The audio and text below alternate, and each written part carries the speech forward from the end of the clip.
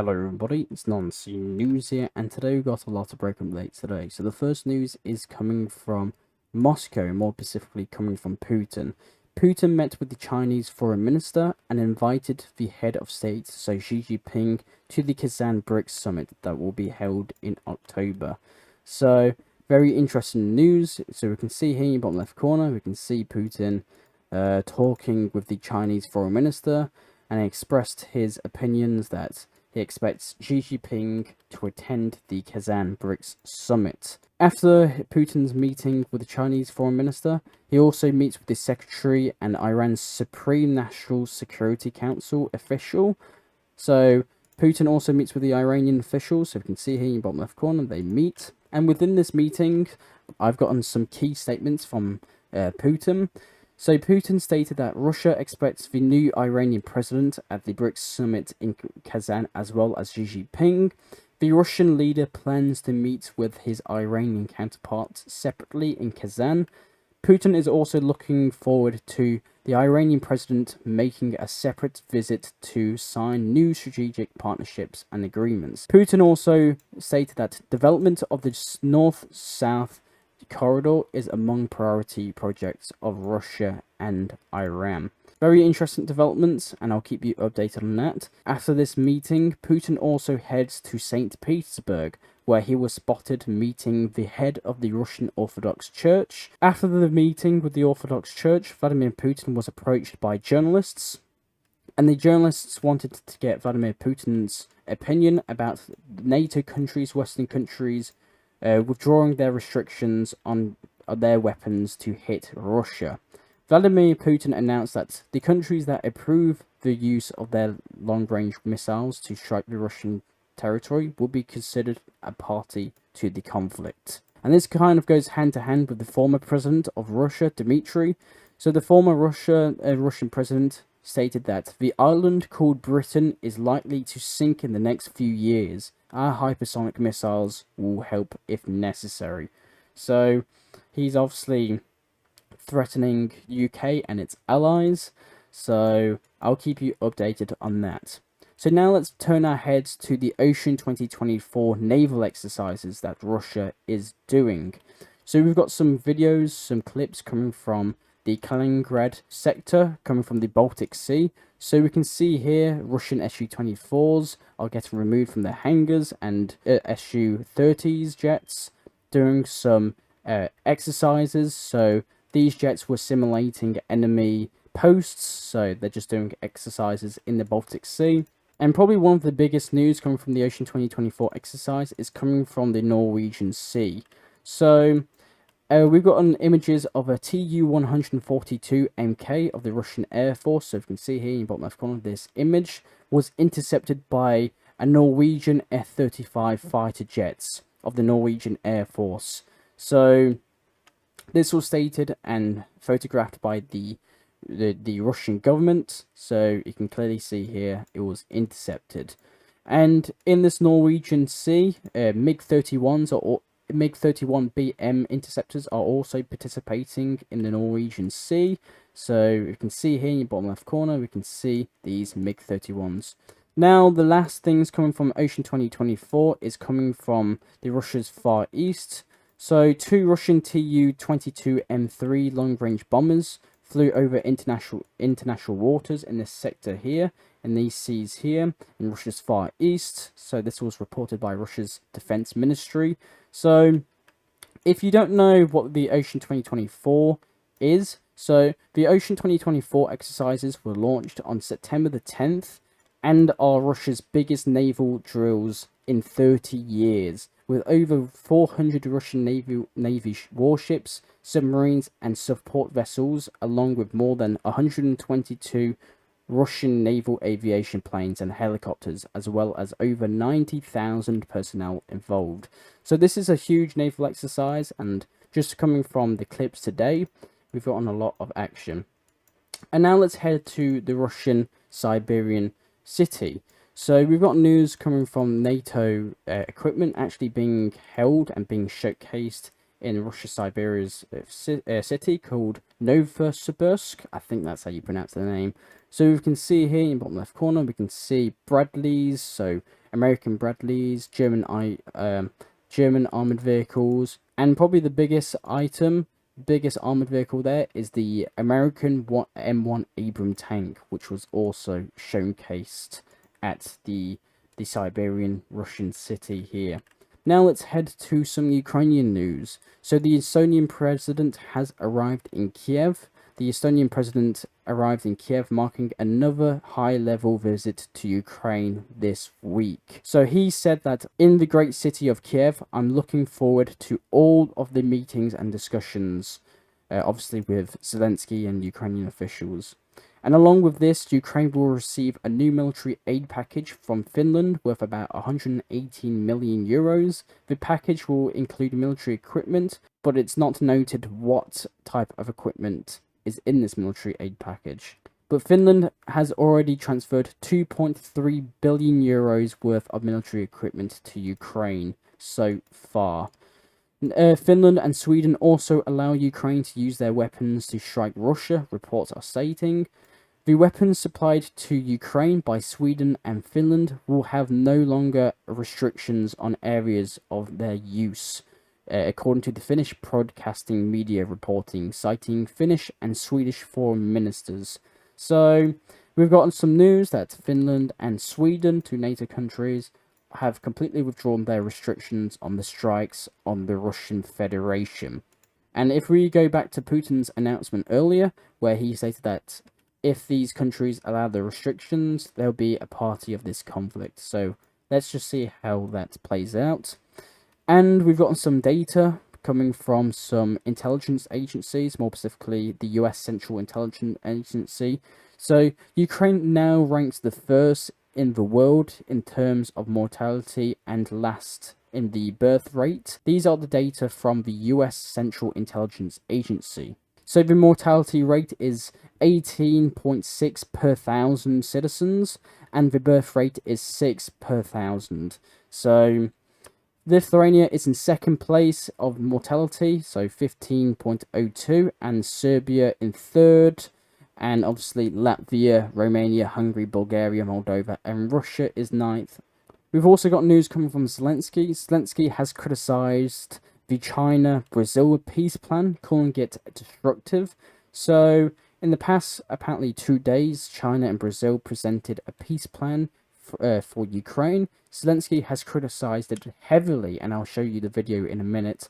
So, he called the plan destructive, and it was agreed upon by the Kremlin. So the Chinese-Brazilian plan assumes stopping the war along the front lines. So the front lines right now, I know this is not the proper front lines right now, but the Chinese-Brazilian plan wants to stop the borders at this exact front line. But obviously this contradicts Zelensky's plan, which will be the 1991 borders of Ukraine. So, if you see this video here in your bottom left corner, and if you want to see this full video of him explaining it, here it is. It's about 1 minute and 30 seconds long. So if you want to see it, you can watch it now, but if you don't want to see it, you can just skip ahead. Китайсько-бразильська пропозиція – це також деструктивно. Це просто політична заява. Я казав Лулі, ми передавали китайській стороні, давайте разом сідати. Давайте разом розмовляти. Ви нам не вороги. І ми вам не вороги. До чого ви раптом вирішили, що ви повинні приймати сторону Росії або бути десь посередині? Чому ви повинні бути десь посередині? Що це за погляд? Посередині чого? Ми не воюємо посередині. Ми не воюємо на кордоні. Ми воюємо на нашій землі. Ви повинні зупинити русських. Повинні показати, що ви сильні країни. Як можна пропонувати? Ми пропонуємо, ось наша ініціатива. Нічого нас не запитав. А Росія тут включається і каже, ми підтримуємо бразильсько-китайську ініціативу. Ми ж не дураки. Для чого цей театр? Тобто ви проговорили з Росією якусь ініціативу, висунули цю ініціативу і кажете, давайте таку ініціативу. Ну це точно не про справедливість. не про цінності. Це точно без поваги до України, точно без поваги до територіальної цілісності, про яку так багато говорять і Китай, і Бразилія. Now let's head to Poland. So the Polish foreign minister said that ensuring the security of Ukraine, which is the strategic forefront of the entire North Atlantic Alliance, so NATO, remains a shared priority, and we will continue these efforts. We've also got news coming from Stoltenberg, the head of NATO, that Stoltenberg is reportedly to have accepted a new job offer. So outgoing NATO Secretary General Jens Stoltenberg will take over as chairman of the Munich Security Conference after February 2025, according to reports, because obviously there has to be a new NATO Secretary General. He's being replaced. And probably one of the weirdest news we've gotten today is that the French court has fined 2 women for calling Macron's wife a transgender. So a court in Paris has fined 2 women and ordered them to pay 8,000 euros, so that's about 8,800 US dollars, in damages to the French President Emmanuel Macron's wife for claiming that she was born a man. So I actually did some research on this, and it seems to be true. So there was actually a court has ordered 2 women to pay 8,000 euros in damages to France's First Lady, so Brigitte Macron, after making false claims that she was a transgender. We've also got some news coming from Scotland that Scotland's last oil refinery is to close in 2025, leading to about 400 job losses. Scotland's sole operating oil refinery, located outside of Edinburgh, is set to shut down in early 2025. The closure, announced last year, will reduce the UK's number of diesel and gasoline production sites to 5. So I'll keep you updated on that.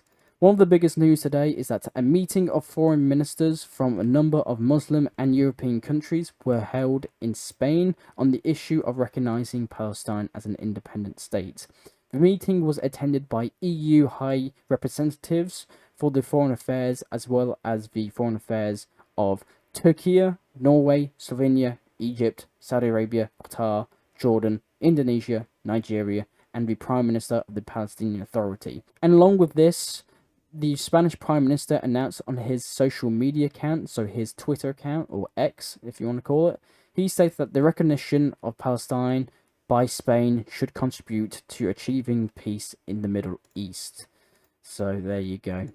Now we've got some news coming from the US and Romania. The US State Department has approved a potential sale of F-35 fighter jets to Romania for a total of 7.2 billion US dollars. Now we've got some news coming from Turkey. So Turkey's Anika 3 stealth jet drone makes the first flight with external weapons.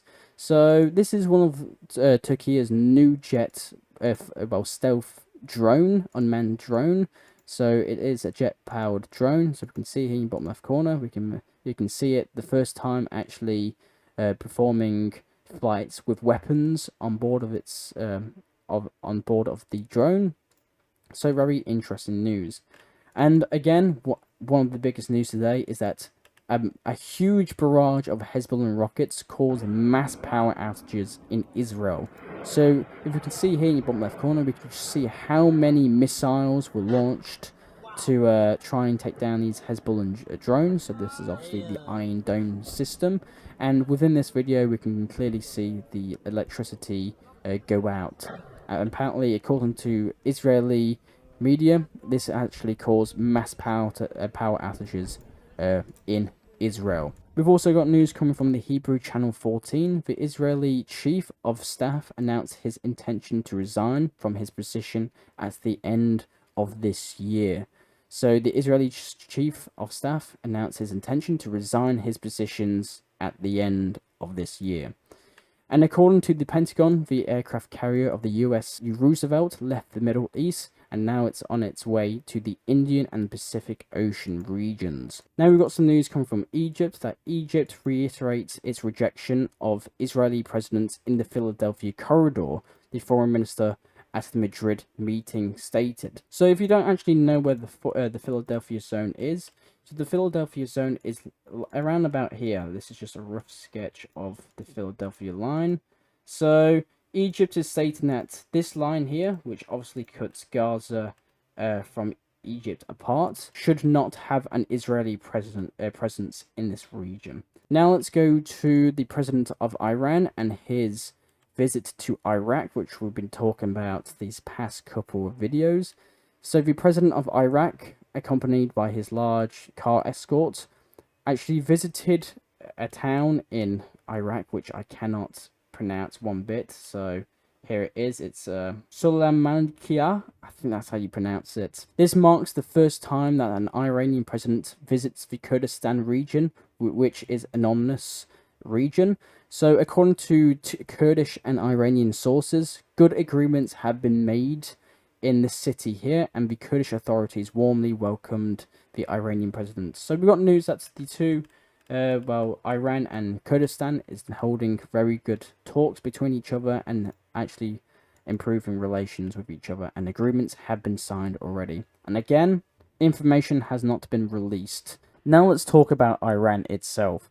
So these past couple of videos we talked about how the US, Great Britain, France, Germany, the Netherlands, a lot of Western countries talked about how Iran has sent ballistic missiles to Russia.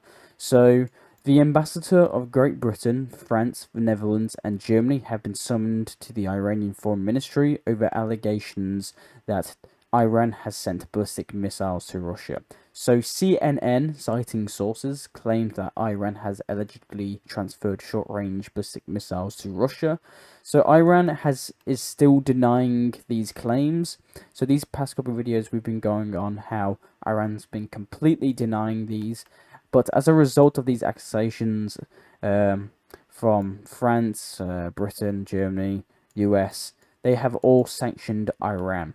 So that's why Iran has called on the ambassadors of Great Britain, France, the Netherlands, and Germany have been summoned to the Iranian Foreign Ministry over allegations that Iran has sent ballistic missiles to Russia. And I will keep you updated on this. So we'll probably get more information about this meeting probably in a couple of videos. So I'll keep you updated on that.